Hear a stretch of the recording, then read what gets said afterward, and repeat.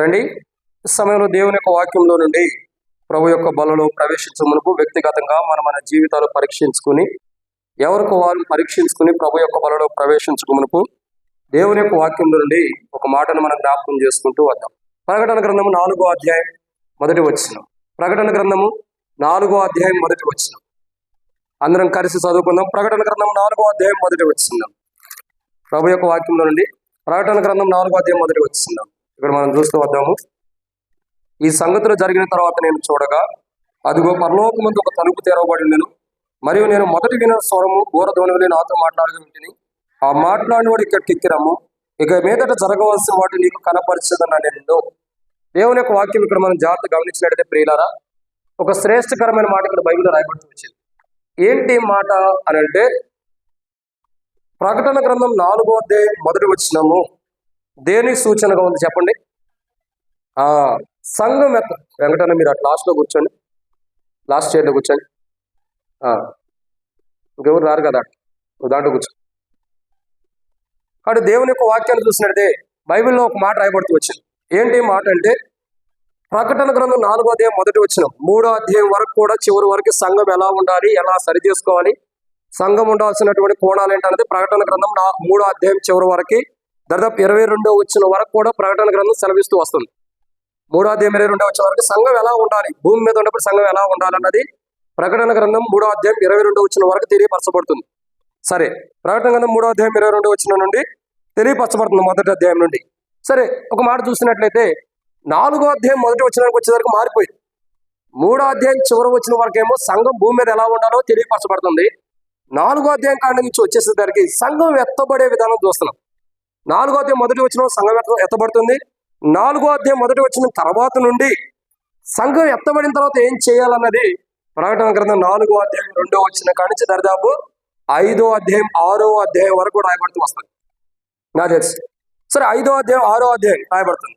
తర్వాత 6వ అధ్యాయం కొంత నుండి కానీ ఇక 7వ అధ్యాయం నుండి ప్రకటన గ్రంథం దాదాపు 18వ అధ్యాయం వరకు కూడా, ఆల్మోస్ట్ 18వ అధ్యాయం వరకు కూడా దేవుని తీర్పులు, 7 శ్రమల కాలం భూమి మీద ఎలా, భూమి మీద శ్రమల కాలం ఆరంభించబడుతుంది, మానవుడు శ్రమలు ఎలా ఉండబడుతున్నాడు, విడబడిన వారు సంఘంగా విడబడిన తర్వాత మనకేం జరుగుతుంది అన్నవన్నీ కూడా క్లారిటీగా మనం చూడొచ్చు. సరే, ఇవన్నీ చూడటానికి అయితే దాదాపు 20 సంవత్సరాలు కావాలి మనకు ఆయుష్. ఎన్ని సంవత్సరాలు అండి? 20లో ఇప్పటికే నాకు తెలిసి 2 సంవత్సరాలు అయిపోయి ఉంటాయి. ఇంక 18 సంవత్సరాలు దేవుడు మనకు ఆయుష్ ఇవ్వాలి. వర్తమానాలు చూడాలండి. అప్పటికి ఎవరు ఎక్కడ ఉంటామో, ఎవరికి పారవాసిని పాడేస్తారు, ఎంతమంది ఉంటారో తెలియదే కదా, అంతా కూడా అది దైవ చిత్తం, అంతే కదా. కాబట్టి దేవుడు మనకి ఇచ్చిన సమయం వరకు మనం సిద్ధపడాలి. ఏ రోజుకి ఆ రోజు ఏం చేయాలా? ఇంక 20 సంవత్సరాలు బతుకుంటారా, 18 సంవత్సరాలు ఉంటారా అనుకోవద్దు. ఏ రోజు ప్రభు పిలుస్తాడో తెలియదు. నర్లారా తిరిగి రండి అన్న స్వరం వినపడిందంటే, ఒకవేళ ఆ స్వరం వినబడకపోయినా అపోస్తలుడైన పౌలు తెస్సలోనికీయులకు రాసిన మొదటి పత్రిక 4వ అధ్యాయం 15 నుండి 17 వచనంలో రాయబడినట్లు, క్రీస్తునందు మృతులైన వారు లేపబడతారు, ఆ మీద సజీవమైన ఇచ్చిన మనము ఆయన ఎదుర్కొంటాం, ఆకాశ మండలం మీద కొలుపబడుతున్నాం. మనం లేపబడాలంటే, సంఘంగా ఎత్తబడాలంటే ఏం చేయాలి? కడబోరం మోగాలి. కడబోరం మోగిందంటే అర్థం ఏంటి? పరలోకం నుండి ప్రభు దిగి వస్తున్నాడు అన్నదాన్ని సూచన. ప్రభు పరలోకం నుండి దిగి వచ్చిన భూమి మీద ఉన్న దేవుని ప్రజలైన వారు సమాధుల్లో ఉండని సజీవులు కొండ వారు ఎత్తబడతారు. వాళ్ళు మధ్యాకాశంలో బహుమానాలు ఉంటాయి. క్రైస్తవులుగా రక్షణ మార్మోస్ బాప్తిసం పొంది కూడా సరైన జీవితాన్ని జీవించినటువంటి వారికి మధ్యాకాశంలో తీర్పు ఉంది. అది ధవళ సింహాసనం మీద. అక్కడితో మనం చాలా విషయాలు తెలుసుకుంటూ వస్తున్నాం, వింటూ వచ్చాం. ఇంకా పూర్తిగా తెలుసుకోవాలి. ఇప్పుడు చూసే మాట ఏంటండి? సంఘం ఎత్తబడాలి. ఏం చెప్పడాలి? సంఘం ఎత్తబడాలి. సరే, సంఘం ఎత్తబడాలంటే సంఘం ఎవరు సంఘంగా ఎత్తబడుతున్నారంటే, గత వారంలో కొన్ని మాటలు చూసాం 2 కోణంలో. ఏంటి ఆ కోణం? మొదటిగా ఎవరు ఎత్తబడుతున్నారు సంఘముగా?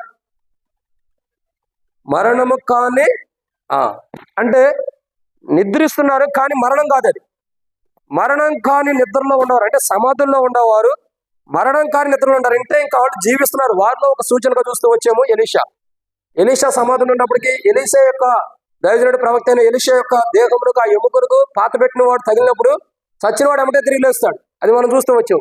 సో ఇక్కడ ఏంటంటే మరణము కాని నిద్రలో ఉంటారు కాబట్టి వారిలో ఉన్న జీవం ఇంకా ఉంది. ఇది గత ఒక 5 వారాలు చూస్తూ వచ్చాం.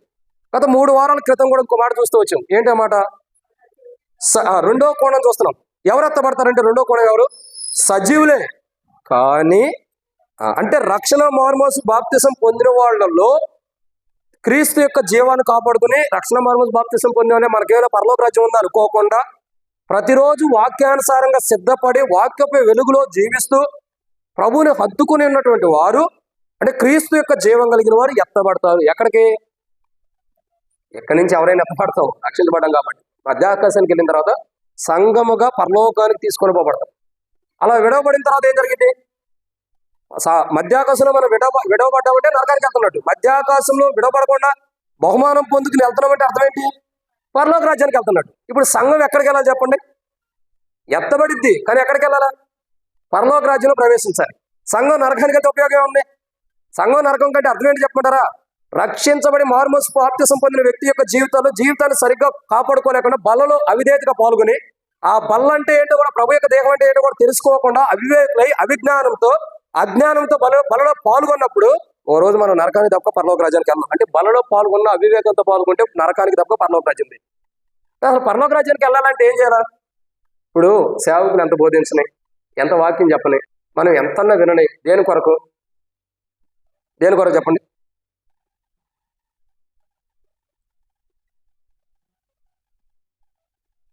దేని కొరకు అంటే మనం ఎంత తిన్నా, ఎంత వాక్యం వింటున్నా, ఎంత ధ్యానించినా చివరికి మనం అందరం దేవుని రాజ్యానికి వెళ్ళాలని.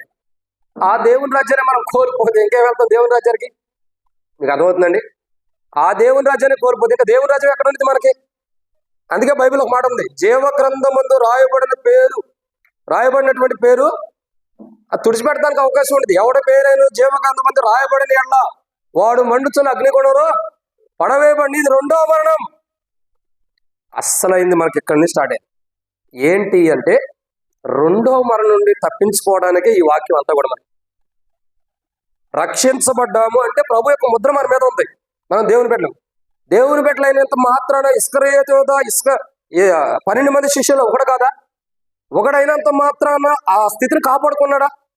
ముద్ర ఉంది. 12 మంది శిష్యుల్లో ఒకడు, యేసు ప్రభువు శిష్యుల్లో ఒకడని ఇస్కరియోతు పేరు ఉంది. కానీ ఆ హోదాను కాపాడుకున్నాడా? లేదు. ఆ స్థితి నుండి తప్పించబడి మరొక వ్యక్తి ఎక్కబడ్డాడు. ఎందుకు? మన పేరు కూడా జీవ గ్రంథంలో ఉందని సంతోషించే కంటే అది తుడిచిపెట్టబడిద్దేమన్న భయముతో, వణుకుతో మన జీవితాన్ని, క్రైస్తవ జీవితాన్ని ఎప్పటికప్పుడు దేవుని రాజ్యం కొరకు సిద్ధపడితే అప్పుడు మన పరలోక రాజ్యంలో ఉంటాం. నేను రక్షించబడ్డాను నాకేంటి అనుకున్నాను అనుకోండి, నీకేముందో నరకానికి వెళ్తే అది కాదు. కాపాడుకోవాలి సొంత రక్షణని, భయముతో, వణుకుతో కాపాడుకోవాలి. విశ్వాస జీవితాన్ని కలిగి ఉండాలి. విశ్వాస జీవితం లేకపోతే విశ్వాసం లేని మూర్ఖపు తరమోర్లారా అన్నాడు ప్రభు. కానీ విశ్వాసం ఇంపార్టెంట్, రక్షణ ఇంపార్టెంట్. వణుకుతో, భయముతో మనం కాపాడుకోవాలి. అవన్నీ మనం చేసినప్పుడే సంఘముగా మన జీవితంలో జీవం ఉంది కాబట్టి పరలోక రాజ్యానికి వెళ్తాం. సరే, ఇక్కడ మనం చూసే మాట ఏంటక్క పేపర్లో తిరిగేస్తున్నారు కాబట్టి దేవుని యొక్క వాక్యాన్ని చూసినట్టు కొన్ని మాటలు మనం చూడొచ్చు. సంఘం ఎత్తబడుతుంది అన్నది ఒకటి ప్రాముఖ్యంగా మనం చూస్తున్నాం. ఇది అంత్య దినంలో అవసరమైన వర్తమానాలు, ఇవి చివరి దినాలు కాబట్టి. ఇక ప్రేమల గురించి, దేవుడు లోకాన్ని ఎంత ప్రేమించాడు, ప్రేమించలేదని ఎవడన్నాడు? అయిపోయిన వర్తమానాలు. ఇదేంటంటే సిద్ధపడకపోతే వచ్చే తీర్పులు ఏంటన్నది ఇంపార్టెంట్ ఈ దినాల్లో. సంఘం ఎత్తబడుతుంది, ఎత్తబడిన తర్వాత మనం పొందుకోవాల్సింది, ఇంకా నేను రక్షించబడాలి, ఇంకా నా కుటుంబం రక్షించబడాలి, పాపలు ఒప్పుకో, జీవితం మార్చుకోవాలి. ఆ దినాలు అయిపోతుంది. ఇప్పుడు మెయిన్ థీమ్ ఏంటి? సంఘం ఎత్తబడాలి. కనీసం రక్షించబడిన వాడైనా విడవబడకోకుండా దేవుని రాజ్యం ఉండాలి. అది ఈ దినాల్లో వర్తమానాల అంశం మేము చెప్పాలండి. ఇప్పుడు సంఘం ఎత్తబడాలి. సంఘం ఎత్తబడాలంటే ఏం చేయాలి? మనం సజీవులు ఉన్న మాత్రమే, అంటే రక్షణ మార్గం బాప్తిసం పొందడమే కాదు, మనలో జీవం ఉండాలి. ఇప్పుడు అంశం ఏంటంటే ఆరాధనలో ఒక 7 విషయాలు చూసాం. ఏంటి ఆ 7 విషయాలు? సజీవులే జీవం కలిగి ఆయన హత్తుకున్నటువంటి వారికి ప్రభు ఇస్తున్నాం ఏంటి? మొట్టమొదటిగా ఆయన పరిశుద్ధ మందిరము, పరిశుద్ధ పర్వతానికి ఎక్కి ధన్యత ఇస్తున్నాడు. 2, ఆయన ఇంట్లో ఒక భాగాన్ని ఇస్తున్నాడు. 3, ఆయన ప్రార్థనా మందిరంలో ఆనందింపజేస్తున్నాడు. 4, ఆయన ప్రాకారములో ఒక భాగం ఇస్తున్నాడు. 5, మంచి పేరు, శ్రేష్టకరమైన మంచి పేరు ఇస్తున్నాడు. 6, కొట్టివేయబడినటువంటి పేరు, శాశ్వతమైన పేరు ఒకటి ఇస్తున్నాడు. 7, ఆ బలుడు అర్పిస్తుంటే ఆ బలుడు అంగీకరిస్తున్నాడు, ఆరాధనని అంగీకరించేవాడు ఉంటాడు. ఇది మనము ఈ యొక్క ఆరాధన వర్తమానంలో ప్రభుని ఆరాధించడం కొరకు మనం చూసినటువంటి మాటలు. ఇప్పుడు చూసేటటువంటి ఒక మాట ఏంటంటే, ప్రభు యొక్క బలలో పాల్గొనక మునుపు, మనం పరీక్షించుకుని బలలో పాల్గొనక మునుపు ఇప్పుడు చూసే అంశం ఏంటంటే, సజీవులే జీవము కలిగి ఆయన హత్తుకున్న వారు చేయవలసినవి కొన్ని ఉన్నాయి. మీకు అర్థమవుతుందండి? ద్వితీయోపదేశకాండం 30:20 మనం ఏం చదివాం? మీరు మీ ప్రాణములకు మూలమైన మీ దేవుడైన యెహోవాను ఆయన ప్రేమించి ఆయన వాక్యమును విని ఆయన హత్తుకున్నట్లు జీవాన్ని కోరుకోవాలి. ఎవరిలో అయితే జీవం ఉంటుందో వాడు ప్రభువుని హత్తుకుని ఉంటారు. సో ప్రభువుని హత్తుకుని అంటే సజీవులే కానీ జీవం కలిగి ఆయన హత్తుకున్న వారు చేయవలసిన, అంటే ప్రభువుని మనం హత్తుకున్నామంటే మనం చేయాల్సిన ఏంటంటే బైబిల్లో కొన్ని విషయాలు ఉన్నాయి. వాటిని మనం ధ్యానించడానికి ప్రభు నడిపింపు కొరకు చిన్న ప్రార్థన. మమ్మల్ని వ్యక్తులకు ఎక్కువగా ప్రేమించిన ప్రియ పరలోకపు తండ్రి, పరిశుద్ధమైన దేవాలయ స్తోత్రములు మీరు ఇచ్చిన కొరకు వందనాలు తండ్రి. సమయంలో ప్రభావ కొన్ని మాటల వాక్యం ధ్యానిస్తున్న సాయం చేయండి. దాసుడి కన్నా యజమానుడు వైపు చూస్తున్నట్లు, దాసుడు కన్నా యజమానుడు వైపు చూస్తున్నట్లు మా పనులు సహాయం గురించి మహిళలు ప్రభావ ఆరాధనలో తోడుకున్నారు. ఆరాధన సాయం చేస్తూ వచ్చారు అన్నారు. ఈ సమయంలో ప్రభు మిమ్మల్ని ఆరాధించడానికి కూడా ఇచ్చారు అన్నారు. సమయంలో తండ్రి మరి టేబుల్ వర్తమానం ధ్యానిస్తున్నాం. ప్రభు వల్ల మీరు మా కొరకు ఏర్పరిచిన బలలో తండ్రి మీ దేహంలో మీ రక్తంలో మేము చేయబోతుండగా వాటిని పూజించి ప్రాణీయం చేయబోతున్నాం. సాయం చేయండి. మమ్మల్ని మేము పరీక్షించుకుని బల్లో పాల్గొనడానికి సాయం చేయండి. అవసరమైన మాట బల్లో గురించి అనుగ్రహించండి ప్రభు. మేము నిష్ప్రయోజనమైన జీవితం కనుగొనకుండా సహాయం చేయండి. మా జీవితంలో మీకు మహిమార్థంగా సాయం చేయండి. బలలో పాల్గొంటామంటే యథాస్థితి కాదు, సజీవులుగా ఉండి బలలో పాల్గొంటాం కాదు ప్రభావ. జీవం కలిగి సజీవమైన మేము బాలో క్రీస్తు యొక్క జీవం కలిగి బలలో పాల్గొన్నారు. అట్టి రీతిలో బలలో పాల్గొంటాం కొరకు ఎక్కడైతే మా బలహీనత నుండి వాటిని తొలగించి మీరు వస్తారు మమ్మల్ని తీసుకెళ్తారని శుభప్రదమైన నిరీక్షణ వల్ల పాల్గొనడం కొరకై అవసరమైన వర్తమానం తెరవబడిన ఆకాశం మాకు అనుగ్రహించి ఆకాశం ఇప్పి పరజాలనంత విస్తారాన్ని పరిశుద్ధాత్మను అభిషేకించి నాతో మాత్రం మీరు మాట్లాడండి. శత్రువు సిగ్గు మీకు మహిమ తెచ్చుకోమని నాతో మాత్రం మీరు మాట్లాడి వాక్య పెరుగులో మా జీవితాన్ని సరిచేయమని ప్రార్థన చేస్తూ ముందున్న సమయంతో దీవించమని వాక్యానుసారంగా మమ్మల్ని నడిపించమని ప్రభు దేవ వచ్చిన వారందరూ స్తోత్రాలు, ఇంకా రావాల్సిన వారు ఎవరైనా త్వరపెట్టి తీసుకురండి. వంట చేస్తున్న సహోదరులు కూడా దీవించి ఆశీర్వదించి ఈ యొక్క ప్రభు బల వర్తమానం దీవించమని, ఎక్కడ మేము ఉండా వంట చేస్తున్నా, దేవుని మందిరంలో ఉండా, కిచెన్ పని చేస్తున్నా, వాక్యాన్ని మనసు పెట్టినేవారుగా సిద్ధపరిచి మహిమ పొందమని ప్రభు యేసుక్రీస్తు నామం పెట్టి శ్వాసంతో స్తుతించి ప్రార్థించి అడిగిపెట్టుకుంటున్నాము తండ్రి. ఆమేన్. దేవుని యొక్క వాక్యంలో నుండి ఒక మాట జ్ఞాపకం చేసుకుంటూ వస్తున్నాం. ప్రకటన గ్రంథం 4వ అధ్యాయం మొదటి వచనము సంఘం ఎత్తబాటు గురించి మనం చూస్తున్నాం. దేని గురించి చూస్తున్నాం అండి? సంఘం ఎత్తబాటు, సంఘం ఎత్తబడే విధానాన్ని మనం చూస్తున్నాం. అయితే ఇక్కడ ఒక మాట ఏంటంటే సంఘం ఎత్తబడుతుంది, మంచిదే. సంఘంగా ఎవరు ఎత్తబడుతున్నారు? సంఘం అంటే రక్షణ మార్మోస్ బాప్తిసం తీసుకున్న వాడే కాదండి. సజీవులుగా ఉండి అంటే మరణం కానీ నిద్రలో ఉండేవాడు ఎత్తబడుతున్నారు. సజీవులుగా ఉండి వారిలో జీవం కలిగిన వారు దేవుని రాజ్యానికి ఎత్తబడుతున్నారు. ఇది మనం చూస్తున్నాం. సరే, సజీవులే జీవం కలిగి ఆయన హత్తుకొని ఉన్నవారు ఎత్తబడుతున్నారు. సరే, సజీవులై ఉండి ఆయన సజీవుల జీవం కలిగి ఆయన హత్తుకున్నవారు, ఆయన హత్తుకుని ఉన్నాం కదా, హత్తుకొని ఉన్నటువంటి వారు చేయవలసినవి ఏంటి అంటే బైబిల్లో కొన్ని విషయాలు. దాంట్లో మొదటి మాట యెషయా గ్రంథం 56వ అధ్యాయం. శ్యామన్న ఆంధ్రేయన్న డోర్ ఒకటి ఓపెన్ చేయండి. సెంట్రల్ డోర్ ఒకటి ఓపెన్ చేయండి. గాలి వచ్చింది. అసలు అయితే 2 డోర్స్ ఓపెన్ చేయండి బ్రదర్స్. ఆంధ్రేయన్న శాలిం నువ్వు వెళ్ళాం కాబట్టి కూర్చో. కాబట్టి దేవుని యొక్క వాక్యం చూసినట్టే యెషయా గ్రంథం 56వ అధ్యాయం.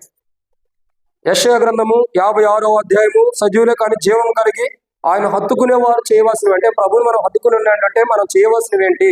బైబిల్లో 7 విషయాలు చూడొచ్చు. దాంట్లో మొదటి మాట యెషయా గ్రంథం 56వ అధ్యాయం 6వ వచనం. యెషయా గ్రంథం 56వ అధ్యాయం 6వ వచనం. విశ్రాంతి దినములు అపవిత్రపరచకుండా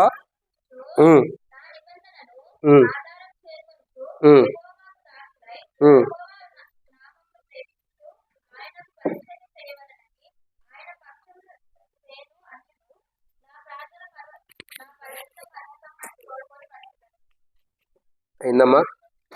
2కు 4 కళ్ళైనా కానీ చదవకండి. అదితి అదితి అది అక్కడ ఉండదు. ఇది వదిలే, అది దాని పక్కది. కాబట్టి ఇక వాళ్ళ వైపు చూడొద్దు. మనకుండా బ్యాడ్ అలవాటు అదే. ఏదైనా పని చేస్తుందో అట్టే చూస్తాం అందరం కూడా. వాళ్ళ నుంచి మొగటోళ్ళ వరకు వీళ్ళకి ఏం కనపడుతుంది, వీళ్ళు కూడా అట్టే చూస్తున్నారు. సరే, మంచి వాళ్ళు అందరూ కూడా. సరే, దేవుని యొక్క వాక్యాన్ని చూసినట్టు ఇక్కడ మొదటి కోణాన్ని చూస్తున్నాం. ఏంటి మాట? యెషయా గ్రంథం 56వ అధ్యాయం 6వ వచనం చూసినట్టే మొదటి మాట ఏంటి? మొదటి మాటగా ఆ సజీవులే జీవం కలిగి ఆయన హత్తుకునేవారు చేయవలసిన మొదటి కోణం ఏంటి అంటే మన సజీవులు, మనలో జీవం ఉంది. ఆ జీవం ఉండ మనం చేయవలసిన మొదటి మాట ఏంటంటే తెలుసా? మొదటి ప్రాధాన్యత ఏంటంటే మొదటి మాట ఆయన పక్షమున్న ఏం చేయాలా? చేరాలి. అంటే ఎప్పుడైతే మనం సజీవులుగా ఉంటామో, అంటే ఎప్పుడైతే మనలో జీవం ఉంటుందో, సజీవులకు ఎప్పుడైతే మనం జీవిస్తూ వస్తామో అప్పుడు మన జీవితాలు ఎలా ఉండాలండి? ఆయన పక్షమున ఉండాలి. అవి పెట్టేసండి, స్టాండ్స్ పెట్టేసండి. అది 2 పూర్తిగా లేపేసి స్టాండ్ పెట్టండి. చమన్ ఉంటాడు కదా, 2 పైకి లేపి స్టాండ్స్ పెట్టండి. కాబట్టి దేవుని యొక్క వాక్యాన్ని చూసినట్టే బైబిల్లో రాయబడిన మొదటి కోణాన్ని చూస్తున్నాం. సజీవులే జీవం కలిగి ఆయన్ని హద్దుకునేటటువంటి వారు, సజీవులే జీవం కలిగి ఆయన హద్దుకునే వారి యొక్క జీవితంలో వారు చేయవలసిన మొదటిది ఏంటంటే ఆయన పక్షమున చేరాలి. ఎవరి పక్షాన్ని చేరాలి? ఆయన పక్షమున కానీ బయట ఉండే వాళ్ళు పనులు చూస్తారని మీరు వాక్యం మీద వచ్చిన మనసు కానీ ఆయన పక్షమున చేరాలి. ఎవరి పక్షమున చేరాలా? నా పక్షాన నీ పక్షాన కాదు. ఎవరి పక్షమున చేరాలా? ప్రభు పక్షాన చేరాలి. అందుకే ప్రభు నీ వాడును నీవు నా ప్రభుడు అని ప్రభుని గణపరిచి ఆరాధించేవారు ఉండాలి. కానీ ఇక్కడ మొదటి కోణం ఏంటంటే మనం సజీవులుగా ఉండి మనలో జీవం ఉందంటే మనం ప్రభుని జీవం కలిగి ప్రభుని అద్దుకున్నామంటే మనం చేయాల్సిన మొదటి కోణం ఏంటంటే ప్రభు పక్షాన మనం ఉండాలి. ఎవరి పక్షాన ఉండాలండి? ప్రభు పక్షాన. అంటే మనం ప్రభు పక్షాన్ని ఎప్పుడైతే ఉంటామో, యేసు ప్రభు వారి పక్షం ఎప్పుడైతే ఉంటామో,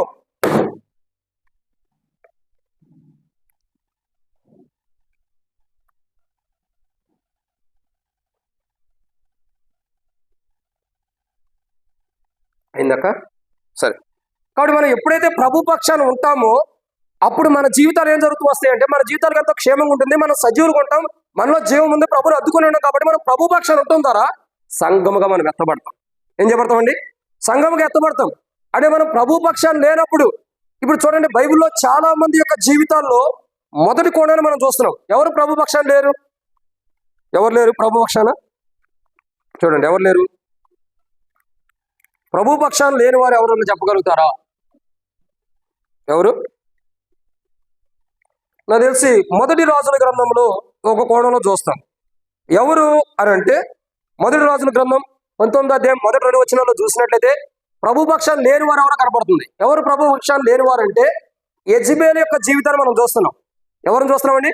యెజబెలు యొక్క జీవితాన్ని మనం చూడగా ప్రభు పక్షంలో లేనటి జీవితాన్ని జీవిస్తుంది.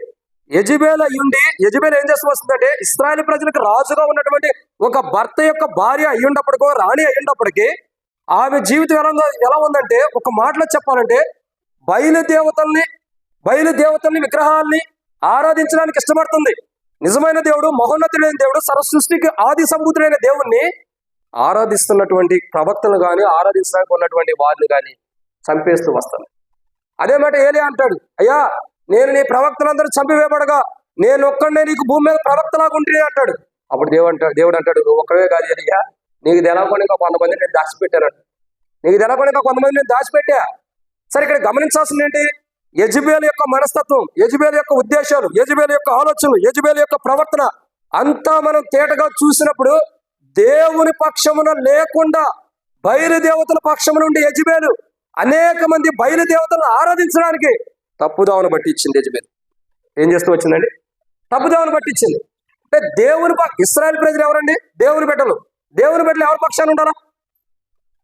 చెప్పండి. దేవుని బిడ్డలు ఎవరి పక్షాన ఉండాలా? దేవుని పక్షాన ఉండాలి. కానీ ఇశ్రాయేలు ప్రజలు దారి తప్పడానికి, ఇశ్రాయేలు ప్రజలు 2 తలంపులు ఉండడానికి మెయిన్ కారకురాలు ఎవరు? యెజబెలు. దేవుని ప్రజలు 2 తలంపులో తీసుకొచ్చింది. 2 ఆలోచనలో దేవుని ప్రజలు ఉన్నారు, 2 ఉద్దేశాలు కలిగి ఉంటున్నారు, 2 తలంపుల్లో దేవుని ప్రజలు ఉన్నారు. అసలు దేవుని ప్రజలకి ఎవరు నిజమైన దేవుడు అర్థం కావట్లేదు. ఎవరిని నిజంగా ఆరాధించాలో, ఎవరిని నిజంగా స్తుతించాలో, ఇటు యెజబెలు ఆరాధించాలని చెప్పినటువంటి బయలుదేవతలు నిజము కాదని చెబితే యెజబెలు చంపేసింది.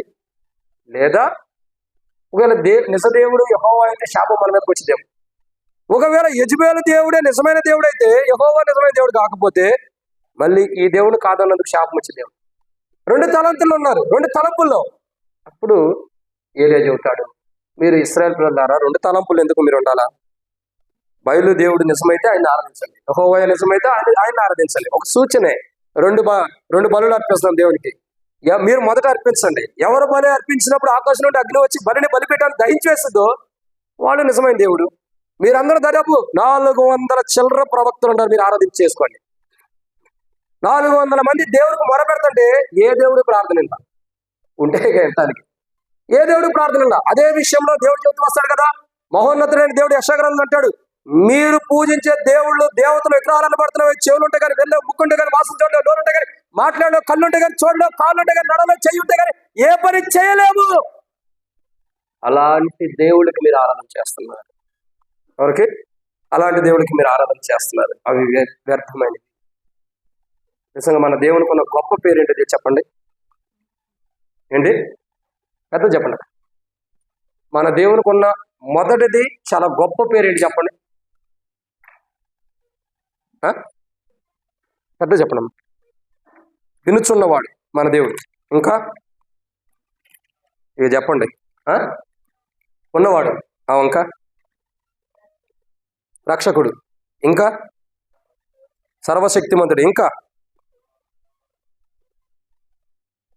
మరి బైబిల్లో ఒక మాట ఉంది, సంఖ్యాకాండంలో అడుకుంటా ఒక మాట రాయబడుతున్న మాట ఏంటంటే మోషే ఒక మాట అంటాడు.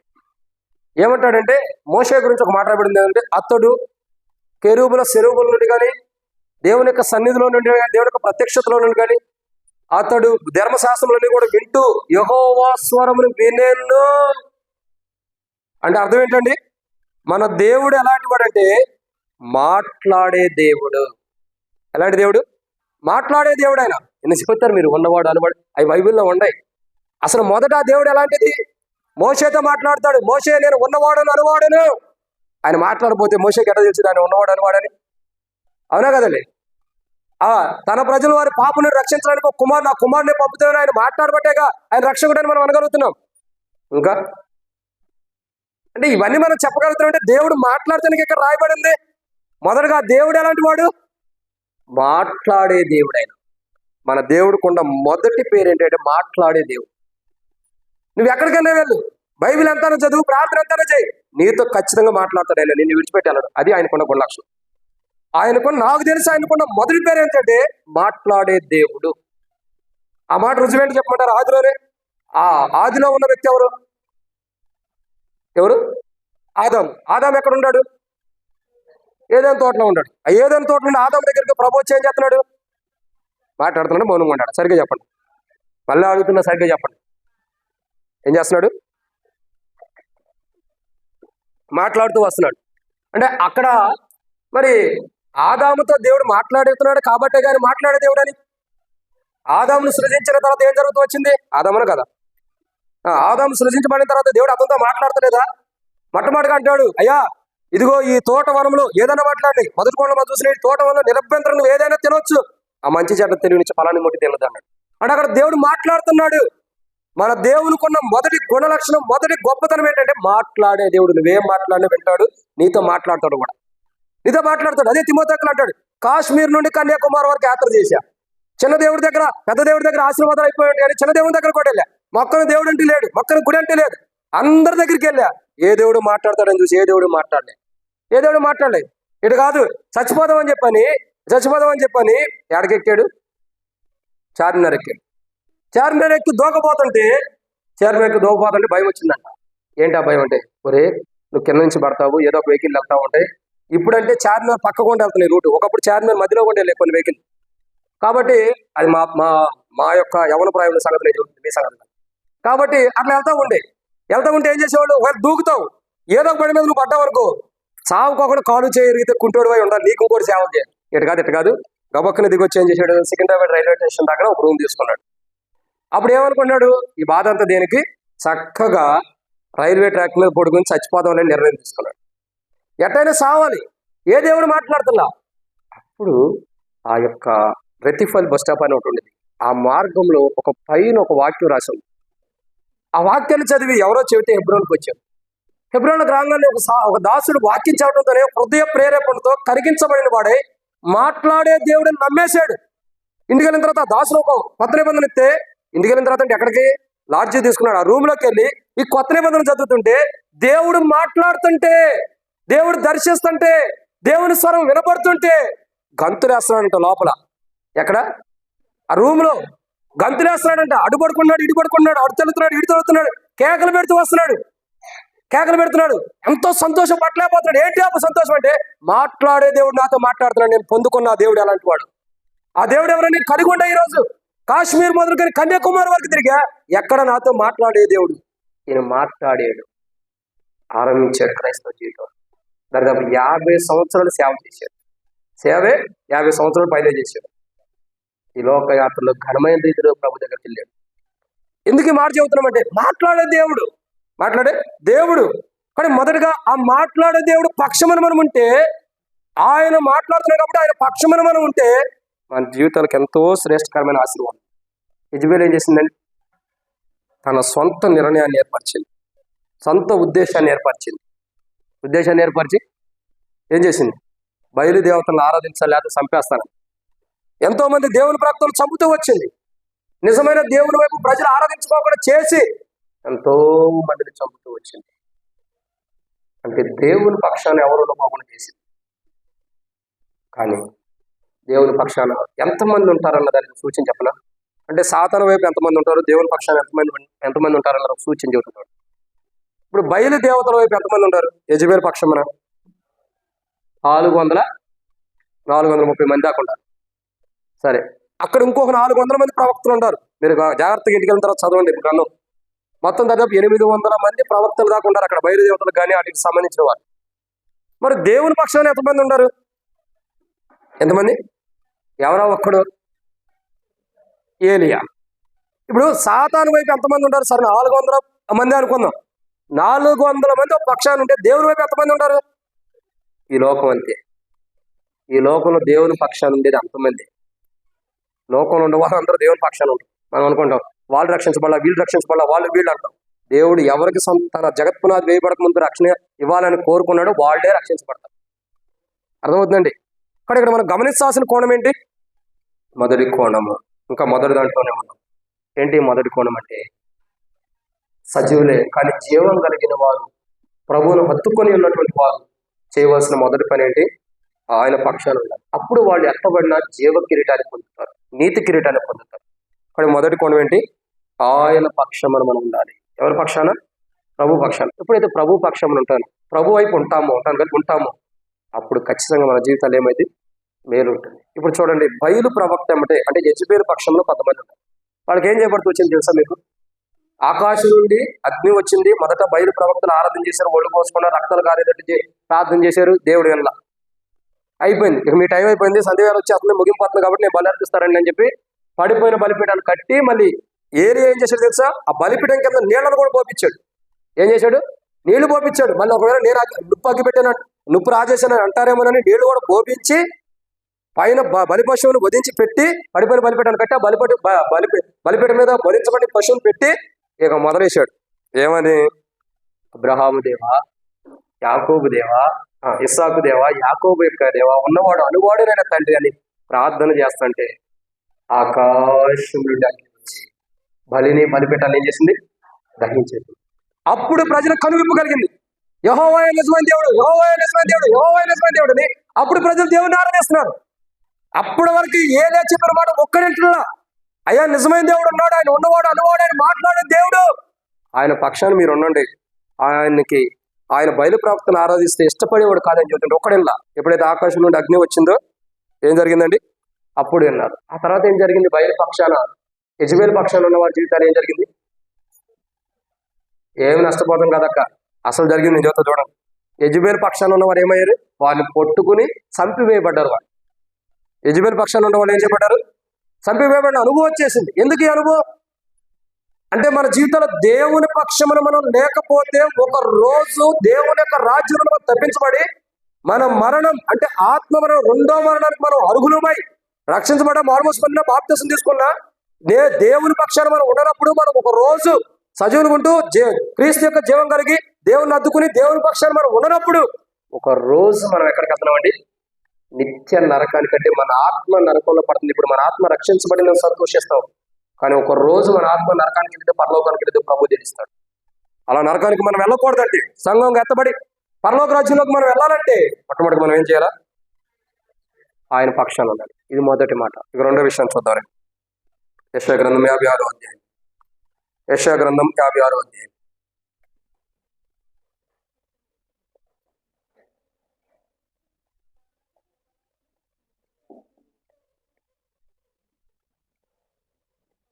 యెషయా గ్రంథము 56వ అధ్యాయం మనం చూసినట్టు రెండో మాట 6వ వచనం.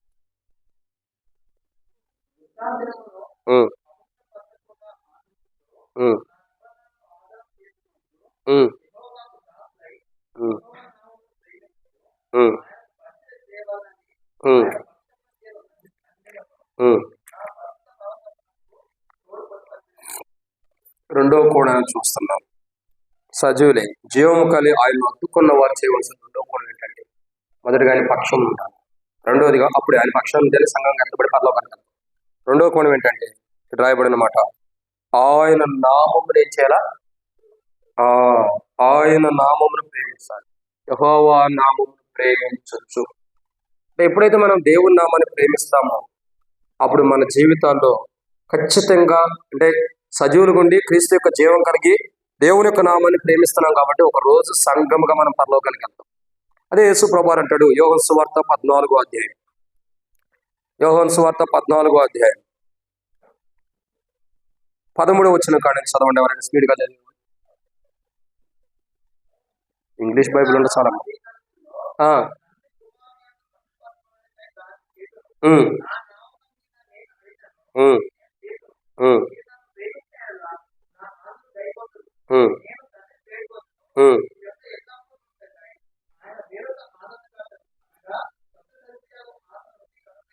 ఉమ్. చాలన్న. కాబట్టి ఇక్కడ మనం చూస్తున్నాం మొదటి కోణం, రెండో కోణం ఏంటి? సజీవుల జీవం కన్నా ఆయన అతుకున్న వారు చేయవలసిన రెండో కోణం ఏంటంటే మొదటగా ఆయన పక్షంలో ఉండాలి, సాతాను పక్షంలో ఉండకూడదు. సాతాను పక్షంలో ఉండేవారు 666 గారి ముద్ర కలిగి ఉంటారు. దేవుని పక్షంలో ఉండేవారు ప్రభు యేసు ప్రభు వారి యొక్క మరణ భూస్థాపన ముద్ర కలిగి ఉంటారు. ఇది మొదటిది. ఇక రెండో కోణం ఏంటంటే ఆయన నామమును ప్రేమించాలి. సో ఆయన అంటాడు కదా, మీరు నన్ను ప్రేమించినట్ల నా ఆజ్ఞలు కైకొందరు, నేను తండ్రిని వేడుకొను మీ యొద్ద ఎల్లప్పుడూ నుండుటకై ఆయన వేరొక ఆదరణకర్తను అనగా సత్యస్వరూపి యొక్క ఆత్మను మీకు అనుగ్రహించను. కాబట్టి ఇక్కడ రెండో కోణం ఏంటంటే ఆయన నామాన్ని ప్రేమించాలి. ఇప్పుడు ఈ మాట చదివింది దేనికంటే ఆయన నామాన్ని ప్రేమించినప్పుడు ఏముంది? 13వ వచనం, మీరు నా నామను దేన్ని అడుగుదురు, తండ్రి కుమారుని యందు మహిమపరచడానికి దాని చేతును, నా నామన మీరు నన్ను ఏమడిగినను నేను చేస్తాను. అంటే ఇక్కడ అర్థం ఏంటి? మనం ఆయన నామాన్ని ప్రేమించినప్పుడు ఆయన నామాన్ని ప్రేమించి ఆయన నామంలో మనం ఏది అడిగినా ఆయన ఏం చేస్తాడండి? ఖచ్చితంగా చేసేవాడు. ఆయన నామాన్ని ప్రేమించాలి. అంటే దేవుని నామాన్ని మనం తిరస్కరించి దేవుని నామాన్ని మనం పారదోలుకుని దేవుని నామాన్ని అవమానకరంగా ఉన్నప్పుడు మన సంఘముగా ఎత్తబడిన తర్వాత పరలోక రాజ్యానికి మనం వెళ్ళలేము. అదే మాట ప్రభు అంటాడు, మిమ్మును బట్టియే నా నామము డాష్ వారి ఎదుట దూషించబడుతుంది. ఎవరి ఎదుట? ఎంత కరెక్ట్గా చెప్పారక్క. ఎవరి ఎదుట దూషించబడుతుందండి? అన్ని జనుల ఎదుట. ఒక అన్యుడు దేవుని నామాన్ని దూషించడానికి, ఒక అన్యుడు దేవుని నామాన్ని తిరస్కరించడానికి, ఒక అన్యుడు దేవుని నామాన్ని తిట్టడానికి గల మొదటి కారణం ఏంటంటే క్రైస్తవులమైన మనము సరిగా లేకపోవడాన్ని బట్టి. అది సేవకులా ఉండి, విశ్వాసులా ఉండి, సంఘ పెద్దలా ఉండి, పరిచారకులా ఉండి, ఎవరైనా సరే, ఒక సేవకుడు అని కాదు, విశ్వాసుడు కాదు, దేవుని బిడ్డలుగా చేయబడ్డ మనము అన్యుల మధ్యలో, అన్యుల యొక్క ఉన్నటువంటి ప్రాంతంలో అన్యుల మధ్యలో సాక్షార్థమైన క్రైస్తవ జీవితం మనకు లేదు కాబట్టి, ఒక సాక్షార్థమైన క్రైస్తవ జీవితాన్ని అన్యుల మధ్యలో మనకు జీవిస్తలేదు కాబట్టి, సాక్ష్యంతో కూడా క్రైస్తవ జీవితం మనకు లేదు కాబట్టి, మనల్ని చూసి మనల్ని బట్టి అన్య జనుల ఎదుట దేవుని నామం అవమానపరచబడుతుంది. చాలా మంది ఏమంటారు తెలుసా? అది వీళ్ళు దేవుని నమ్మారంట. చూడు, ఏ దేవుని నమ్మారు? దేవుని నమ్మిన అప్పుడు కూడా ఈ జీవితం మారలా. దేవుని నమ్మిన తర్వాత కూడా అబద్ధాలు, మోసాలు, దొంగతనం, వ్యభిచారం, పాపంతో కూడా జీవితం ఇంకా పోలా. మళ్ళీ యేసు ప్రభు నమ్మారంట వీళ్ళు, చూడండి అని అంటారు. అంటే అక్కడ ఎవరి నామం అవమానపరచబడుతుంది? నువ్వు నేను బాగానే ఉన్నావు, ఏదో రక్షించబడడం ప్రభు ద్వారా, ప్రభు ఇచ్చిన ఉచితమైన రక్షణ పొందుకున్నాం, బాగానే ఉన్నాం. మనం బాగానే ఉన్నాం. మనం తినే తగ్గట్లా, మనకి ఇచ్చే ఆరోగ్యం తగ్గట్లేదు, అన్ని బాగానే ఉన్నాం, మనం బాగానే సేపుకున్నాం. మరి ఎవరి నామం అవమానపరచబడుతుంది? మనం చేసిన తప్పును బట్టి, మన అవిధేయతను బట్టి, మన సాక్ష్యం సరిగా లేకపోవడం బట్టి సర్వోన్నతుడైన మహోన్నతుడైన దేవుని యొక్క నామం అన్య జనుల ఎదుట దూషించబడుతుంది. మన నిమిత్తమే, మిమ్మల్ని బట్టి అన్య జనుల ఎదుట నా నామం దూషించబడుతుంది. ఎవరిని బట్టి అండి? మనల్ని బట్టి. మనం చేసిన తప్పును బట్టి ఒక అన్యజనుడు దేవుని నామాన్ని దూషించడానికి, ఒక అన్యజనుడు దేవుని నామాన్ని అవమానించడానికి కారణం ఏంటంటే మనం దేవుని నామానికి తగిన రీతిలో ఆ నామానికి విలువ కట్టదని మనం జీవిస్తాం. అసలు దేవుని నామాన్ని ప్రేమిస్తే ఆ నామం ఎలాంటిదో మనకు తెలిసింది. ఆ నామాన్ని ప్రేమించినప్పుడు ఆ నామం గురించి మనకి ఏం తెలిసింది? చూడండి, దేవుని నామాన్ని మనం ప్రేమించాలా. ప్రభు అంటాడు, ఎవరు నా నామను తండ్రిని ఏది అడుగుతారో అది తండ్రి కుమారుని యందు మహిమపరచగా చేస్తాడు.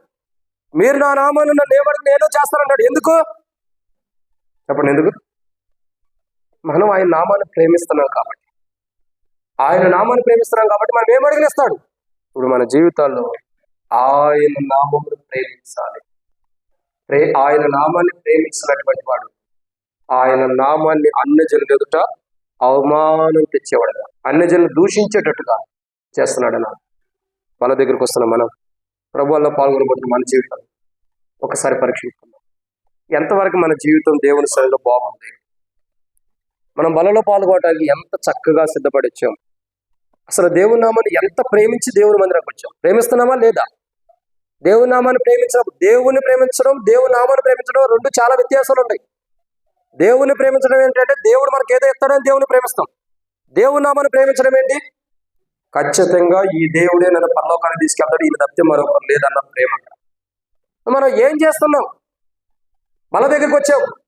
ఆయన కుమారుడు అంటే దేవుని యొక్క కుమారుడు, దేవుని యొక్క కుమారుడు మన కొరకే బలిగా అర్పించినటువంటి ఆయన కుమారుని యొక్క దేహంలో, ఆయన కుమారుని యొక్క రక్తంలో పాల్గొంటాను మనం వచ్చాం ఇక్కడికి. దేవుడు మనల్ని ప్రేమించి మన కొరకు, చూడండి, దేవుడు మన కొరకు తన కుమారుని బలిగా ఇవ్వడానికి వెనకదిగా ఆలోచించాల. అపోస్తలులైన పౌలు రోమీయులకు రాసిన పత్రిక 8వ అధ్యాయం 31 వచ్చిన రాయబడుతూ వచ్చింది, ఎట్లుండగా ఏమందుము, దేవుడు మన పక్షంలో ఉండగా మనకు విరోధేవుడు, దేవుడు తన సొంత కుమారుని మన కొరకు ఇవ్వడానికి వెనకదిగా ఆలోచించడం, ఆయనతో పాటు సమస్తం మనకు ఎందుకు ఇవ్వడు అంటే దేవుడు మన కొరకు తన కుమారుని ఇవ్వడానికి వెనకదిగా ఆలోచించాల. అసలు మన కొరకు తన కుమారుని ఎందుకు ఇచ్చాడు? ఆ యోహాను సువార్త 3వ అధ్యాయం 16 వచ్చిన రాయబడుతూ వచ్చింది, దేవుడు లోకం ఎంతో ప్రేమించాను, ఆయన మనల్ని ప్రేమించాడు, లోకంలో మనం ప్రేమించాడు కాబట్టి తన కుమారుని మన కొరకు ఇవ్వడానికి వెనక తిరిగి ఆలోచించడం అంటే అంత గొప్ప ప్రేమ మన మీద కనపరిచినప్పుడు కనీసం మనం దేవుని నామాన్ని ప్రేమించలేకపోతున్నాం అంటే అంత బాధకరం విషయం. ఆలోచించండి, ఎంత బాధకరమైన విషయం. అక్కడ ఈరోజు మన జీవితాలు ఎలా ఉండాలా?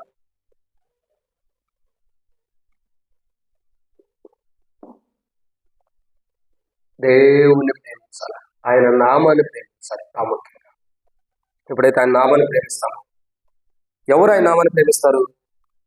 సజీవుల గుండి జీవం కలిగి ప్రభువును అద్దుకున్న వారు దేవుని నామాన్ని ప్రేమిస్తారు. ఆ దేవుని నామాన్ని మనం ప్రేమిస్తే ఏం జరిగిద్ది? సంఘంకి ఒక రోజు మనం ఎత్తపడతాం. ఇప్పుడు మనం చేయాల్సిన పని ఏంటంటే ఆయన నామాన్ని ప్రేమించాలి, అప్పుడే సంఘము మనం ఏర్పడతాం. సజీవులైంది జీవం కలిగి ప్రభువును అద్దుకున్న వారు చేయవలసిన మొదటి ప్రాముఖ్యత ఏంటి?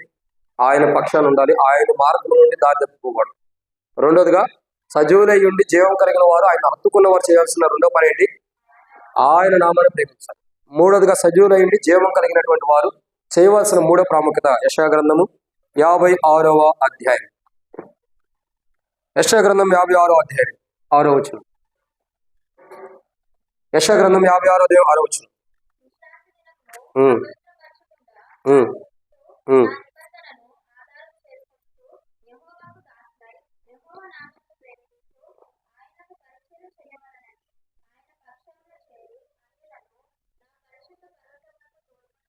చాలా ఇక్కడ మనం మూడో కోణాన్ని చూస్తున్నాం. సజీవులే జీవం కలిగి ఆయన హద్దుకునేవారు చేయవలసిన మూడో కోణం, మొదటిగా ఆయన పక్షంలో ఉండాలి, రెండు ఆయన నామాన్ని ప్రేమించాలి, మూడోదిగా చూసినట్లయితే ఆయనకు దాసులై ఉండాలండి. ఏం చేయాలా? ఆయనకు దాసులుగా. ఇక్కడ ఏమంటాడు? కాబట్టి యెహోవాకు దాసులై ఏం చేయాలండి? యెహోవాకు దాసులు అంటే ప్రభువుకు మనం దాసులుగా ఉండాలి, మనుషులకు దాసులుగా ఉండకూడదు. కొంతమంది యొక్క జీవితాలు మనం చూస్తే మనుషులకు దాసులుగా ఉంటారు కొంతమంది, కానీ మనం ఏ మనుషులకి దాసులు కాము. ఒకప్పుడు దాసత్వం ఉండవారమే, లేదా ధర్మశాస్త్ర ప్రకారం మనం చూడగా దాసత్వం ఉన్నటువంటి వారిని దాసులమే. కానీ దాసత్వం ఉన్న మనల్ని ప్రభు యేసుక్రీస్తు ప్రభుని లోకానికి వచ్చి కలువరిశిలో ఆయన ప్రాణం పెట్టి చనిపోయి తిరిగి లేచడం ద్వారా, ఆయన మరణ భూస్థాపన ద్వారా దాసత్వంలో ఉన్న మనల్ని విడిపించాడు. ఇప్పుడు విడిపించబడిన మనం ఏం చేయాలా? స్వాతంత్రులుగా ఉండాలి, స్వతంత్రులుగా మనం ఉండాలి, అంతేనా? ఇప్పుడు భారతదేశానికి స్వాతంత్రం ఎప్పుడు వచ్చింది? 74 1947. ఇక డేట్ ఆఫ్ బర్త్ లేదు, 1947 ఉంది. అది ఆగస్టు 15 1947 మనం కొనసాగిస్తాం, ఆగస్టు 15 కొనసాగిస్తాం, అంతే కదా? ఆగస్టు 15 వచ్చిందంటే 15 ఆగస్టు అంటాం, అంతేగాని 1947 అంటావా? అను, 15 ఆగస్టు అంటాం. అంటే అర్థం ఏంటి? జెండా పండుగ, స్వాతంత్రం వచ్చిందని అర్థం. ఆ రోజు ఆగస్టు 15 తారీఖు మన స్వాతంత్రం వచ్చింది, సంవత్సరం తర్వాత సంగతి. అంటే స్వాతంత్రం వచ్చిన రోజున మనం గుర్తుపెట్టుకుంటాం. ఈ లోకంలో గాంధీ గారు అన్నాడు, ఏమన్నాడు? నిజమైన స్వాతంత్రం ఎప్పుడు వచ్చినట్టు ఒక స్త్రీ రాత్రి పూట స్వేచ్ఛగా తనకే ఇబ్బంది లేకుండా తిరిగినప్పుడు ఆమెకు నిజమైన స్వాతంత్రం వచ్చినట్టు. సరే, అది వాళ్ళు ఏం చెప్పుకున్నారని తర్వాత విషయం, పెద్ద పెద్దోళ్ళు నాయకులు చెప్పారు, అయిపోయింది, అంతేనేమో కదమ్మా. టీచర్స్ ఎటు ఉంటారు కాబట్టి జాగ్రత్త మాట్లాడాలి, ఇట్లాంటి సోషల్ విషయాలు మాట్లాడారు. సరే, స్వాతంత్రం అన్నది ఎప్పుడు వచ్చేదన్నా గాంధీ గారు చెప్పాడు, ఆయన వెళ్ళిపోయాడు, సరే ఆయన సంగతి వదిలేద్దాం. ఇప్పుడు ఇప్పుడు స్వాతంత్రం వచ్చిందనేగా ఇండిపెండెన్స్ మనం చేసుకుంటుంది ఇండిపెండెన్స్ డే అని. ఆ రోజు మనకు హాలిడే కూడా ఉండేది, చాక్లెట్లు బిస్కెట్లు పెట్టి హాలిడే ఇస్తారు మనకు, అవునా కదా. ఇది ఎందుకు తీసుకుంటున్నాం? ఎందుకంటే స్వాతంత్రం వచ్చిందని. కానీ క్రీస్తులో మనకు స్వాతంత్రం వచ్చింది 2000 సంవత్సరాల క్రితమే. యేసు ప్రభువు కలువరి శిలువలో మన కొరకై, దాదాపు 2000 సంవత్సరాల క్రితము యేసు ప్రభువు మన కొరకై కలువరి శిలువలో ప్రాణం పెట్టినప్పుడే మనకు నిజమైన స్వాతంత్రం, మన పుట్టక మునిపే మనకు స్వాతంత్రం వచ్చేసింది. ఎప్పుడు? తల్లి గర్భంలో నుండి మన భూమి కాకమునిపే స్వాతంత్రం వచ్చింది. ఆ స్వాతంత్రం కలిగిన మనము ఇంకా దాసులుగానే ఉంటున్నాం, ఇంకా దాసులమే. చాలా మంది దాసులు ఉంటారు, డబ్బుకు దాసులుగా ఉంటారు. ప్రభు అన్నాడు, ఒకడు సిరికిని ఒకడు దేవునికి దాసుడుగా ఉండలేడు, ఒకడు ఇద్దరు యజమానులకు దాసుడుగా ఉండలేడు. ఉంటే సిరికన్నా ఉంటే ధనానికన్నా ఉండాలా, లేకపోతే దేవునికన్నా ఉండాలా. ఉంటే ఒక్క యజమానుడికే దాసులుగా ఉండాలి, ఇద్దరు యజమానులకు దాసులుగా ఉండలేం. ఉంటామా? ఇప్పుడు చూడండి, ఇప్పుడు మనకు సండే రోజు డ్యూటీ ఉందనుకోండి, దేవాన్ని మందిరానికి వస్తున్నాను, త్వరగా ముగించేసుకుని ఆరాధనకి వెళ్ళిపోతా ప్రభావ, 11 వెళ్ళిపోవాలంటే సేవకుడు ఆరాధన వర్తమానమే 11 దాకా తీసుకొస్తాడు. ఇంకేడవుతా అంటే ఇక్కడ దీనికి దాసులు కొనలేము, అక్కడ డ్యూటీకి దాసులు కొనలేము. ఒక మనిషి ఏదో ఒకదానికి దాసులు కొన్నాడు, ఒకదానికి న్యాయం చేయగలుగుతాడు, రెండింటికి న్యాయం చేయలేడు. ఇక్కడ గమనించాల్సింది ఏంటంటే, మనం దేవునికి దాసులుగా ఉంటే దేవుల్లో మన జీవితం బాగుండదు కాబట్టి పరలోక రాజ్యం అనుకుంటుంది. దేవునికి దాసులు కానప్పుడు ఇంక దేనికి దాసులు ఏంటో? దేనికి? సాతానికి. దేవునికి దాసులు కాలేదంటే సాతానికి దాసులు ఏంటో అర్థం. సాతానుడు ఏం చేస్తాడు? మన దాసత్వంలో తీసుకెళ్తాడు. ఉపవాస ప్రార్థనలో చూడండి, సాతానుడు ఎలా శోధిస్తాడు, ఎలా దాసత్వంలో తీసుకెళ్తాడు మనకు తెలిసి. ఎంతగానో శోధిస్తాడు, ఎంతగానో దాసత్వంలో తీసుకెళ్ళేవాడు ఉంటాడు సాతానుడు. ఎందుకొరకు? మనం దేవునికి దాసులం అయితే దేవుని రాజ్యాన్ని మనం కలిగి ఉంటాం. అదే సాతాను దాసులం అయితే సాతాను లాగా దేవుని రాజ్యాన్ని పోగొట్టుకుంటాం. అందుకని సాతానుడు ఏం చేస్తాడు? మనం దేవుని రాజ్యాన్ని ఉండకోకుండా సాతానుడి వల్లే దేవుని రాజ్యం, ఆల్రెడీ దేవుని రాజ్యం నుంచి కింద పడ్డాడు, పడలేదా? అందుకంటాడు యెషయా గ్రంథం 14 దేవుడు ఏమని రాయబడుతూ వచ్చింది, రేపు చొక్క ఓ తేజ నక్షత్రమా, నీవెట్లా ఆకాశం నుండి పడితే త్రోసివేయబడితివి, మహోన్నతుడి కంటే నిన్ను నువ్వుగా ఎలా హెచ్చించుకుంటూ వచ్చావు. దేవుని కంటే హెచ్చించుకున్నాడు, అక్కడి నుంచి కింద పడ్డాడు. దేవుని రాజ్యం నుంచి వెలువేయబడ్డాడు, తోసివేయబడ్డాడు. ఇప్పుడు దేవునికి కాదు, తన హెచ్చింపు జీవితానికి దాసుడు అయిపోయింది. ఇప్పుడు సాతానుడి యొక్క ఉద్దేశం ఏంటి చూడండి, మత్తయి సువార్త 4:7-8 వచనాల్లో సాతానుడు అంటాడు కదా, యేసు ప్రభువు ఉపవాసం ఉన్నప్పుడు ఆయన వచ్చి శోధించి, నువ్వు నాకు మొక్కుము, నువ్వు నాకు సాగిలపడు, ఈ లోకంలో ఉన్నదంతా నీకు ఇస్తానంటున్నాడు. తెలుసుకోవాల్సింది ఏంటంటే, ఈ లోకం అంతా కూడా ఆయన లేకుండా సృష్టించాల. అపోస్తలుడైన పౌలు హెబ్రీయులకు రాసిన పత్రిక 1:2 రాయబడుతూ వచ్చింది, ప్రపంచములను ఆయన ద్వారా సృజించెను. ఏమండి? ఈ లోకంలో ఉన్న ప్రపంచములన్నిటిని కూడా ఆయన ద్వారానే సృజించాడు. ఎవరి ద్వారా? యేసు ప్రభు ద్వారా. అదే ఆదికాండం 1:23-27 వచనాలు రాయబడుతూ వచ్చింది. యేసు ప్రభు వారు తండ్రి కుమారుడు పరిశుద్ధాత్మ ఏకమై ఉన్నప్పుడు, త్రిత్వత్వంలో జరిగినటువంటి సభలో ఉన్నప్పుడు ఒక మనుషుల్ని మన పోలిక చొప్పున నిర్మిద్దాం అనుకున్నారు. కానీ నిర్మించే కోణానికి వచ్చేసరికి తన స్వరూపంలో, అక్కడేమో మన పోలిక చొప్పున అంటాడు మొదట, సృజించిన తర్వాత తన స్వరూపంలో పురుషుని గాను స్త్రీని గాను సృజించారని రాయబడుతుంది. అక్కడే మీరు అర్థం చేసుకోవాలి ఏంటి, త్రిత్వంలో దేవుడు ఉన్నప్పుడు మన పోలిక చొప్పున నిర్మిద్దాం అన్నాడు. ఏకత్వానికి వచ్చి మానవుడు నిర్మించే విధానం వచ్చేదానికి యేసు ప్రభువారి ద్వారా, యేసు ప్రభువారిలో నిర్మించాడు మానవుడు. అంటే ప్రభు లేనిదే మన నిర్మాణం లేదు, ప్రభు లేనిదే మనం లేము, ప్రభు ఉంటేనే మనం ఉండడు, ప్రభు లేనిదే మనం లేవు. అక్కడ మీరు ఇంటికి ఎంత బాగా చదవండి. మన పోలిక చొప్పున అంటాడు, తన స్వరూపును సృజించని అంటాడు.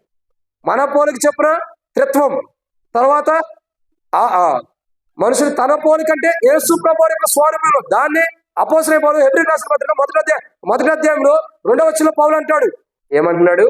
ఆయన ద్వారా ప్రపంచం నిర్మించను. అంటే దాంట్లో మనం కూడా ఉన్నాం. ప్రపంచం సమస్తం నిర్మించను, దాంట్లో మనం కూడా ఉన్నాం. అంటే అర్థం ఏంటి? మనం ప్రభువుకి దాసులు కానీ సాతానుకు దాసులు కాదు. చాలా మంది యొక్క జీవితాలు ఏంటి, సాతానుకు దాసులు అయిపోతారు, దేవునికి దాసులుగా ఉంటారు. అలాంటి జీవితం కలిగి ఉన్నప్పుడు మనం నష్టాన్ని తెచ్చుకుంటాం కానీ మేలు తెచ్చుకోవాలి. కాబట్టి ఈరోజు నీవైనా నేనైనా ఎవరైనా సరే ఏం చేయాలా? దేవునికి దాసులుగా ఉండాలి, దేవుని కార్యాలకు దాసులుగా ఉండాలి. ఏ మనుషుడికి మనం దాసులుగా ఉండలేదు. ఏ మనుషుడు నీ కొరకు ప్రాణం పెట్టాల, ఏ మనుషుడు నీ కొరకు నా కొరకు కలవసిలో ప్రాణం పెట్టి చనిపోతున్నావు, ఏ మనుషుడిని నేను పరలోక రాజ్యాన్ని తీసుకెళ్ళలేడు, ఇంక్లూడింగ్ సేవకుడు కూడా నేను పరలోకాన్ని తీసుకెళ్ళలేడు. పరలోకాన్ని తీసుకెళ్ళేది ఎవరు? సేవకుడు పరలోకానికి వెళ్తానికి అవసరమైన వాక్యాలే చెబుతాడు. పరలోకానికి తీసుకెళ్లేది ఎవరు? ప్రభువే. ప్రభు తప్పితే ఇంకోరు లేదు. అంటే ఇక్కడ అర్థం ఏంటండి? ప్రభు లేనిది ఏం లేదు మనకి. ఇప్పుడు మనం చేస్తున్నాం మూడో కోణం, సజీవమైంది జీవం కలిగి ప్రభువును హత్తుకున్న మనం చేయవలసిన మూడో కోణం ఏంటంటే దేవునికి దాసులు ఉండాలి. దేని బట్టి దేని దాసులు ఉండకూడదు. ఎవరికి? దేవునికి మాత్రమే దాసులు ఉండాలి. మనుషులకి ఎప్పుడు మనం దాసులు కొన్నామంటే ఇక దేవునికి దాసులుగా లేవనాలి. ఇద్దరికి దాసులు కొనలేం, మనుషులకి దేవుడికి దాసులు కొనలేం. ఎవరో ఒకరికే ఉండాలా. ఎవరికన్నది మనం ఎవరికి దాసులు కొన్నాము అంటే మనుషులు అంటే సాతానిక క్రియలకు మనం దాసులు కొన్నాం. దేవుని యొక్క వనంలో దేవునికి దాసత్వం కలిగిన వారు ఉన్నామనేది పరీక్షించుకుని బలలో పాల్గొంది. ఇక 4వ కోణం, యెషయా గ్రంథం 56:4 వచ్చింది. ఒకటి దాటిన టైం ప్రారంభించేద్దాం.